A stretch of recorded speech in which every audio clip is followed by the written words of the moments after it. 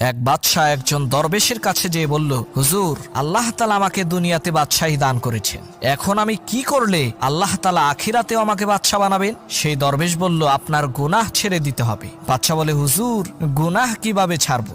দরবেশ বলল, আপনি প্রত্যেক দিন 100 বার মৃত্যুর কথা স্মরণ করবেন। বাদশাহ বলল, ঠিক আছে। 1 মাস পর বাদশাহ আবার দরবেশের কাছে এসে বলল, হুজুর, আমি স্বর্ণের তৈরি তসবি দিয়ে প্রত্যেক দিন 100 বার মরণ মরণ তসবি জপি, তারপরও গুনাহ ছাড়তে পারছি না। দরবেশ বললেন, তোমার তো মৃত্যুর কথা স্মরণ করা একবারও হয়নি, তুমি তোমার বাদশাহী একদিনের জন্য আমাকে দাও, আমি তোমাকে শিখিয়ে দেব কিভাবে মৃত্যুর কথা স্মরণ করতে হয়। বাদশাহ বলল, ঠিক আছে। এবার দরবেশ ক্ষমতায় বসলেন, সিংহাসনে বসেই জল্লাদকে অর্ডার করলেন, বাদশাকে এই মুহূর্তে হত্যা করো। জল্লাদ দৌড়ে এসে বাদশার গলায় ছুরি ধরার সাথে সাথে বাদশা জ্ঞান হারালেন। জ্ঞান ফেরার পর দরবেশ তাকে বললেন, সবেমাত্র একবার মৃত্যুর কথা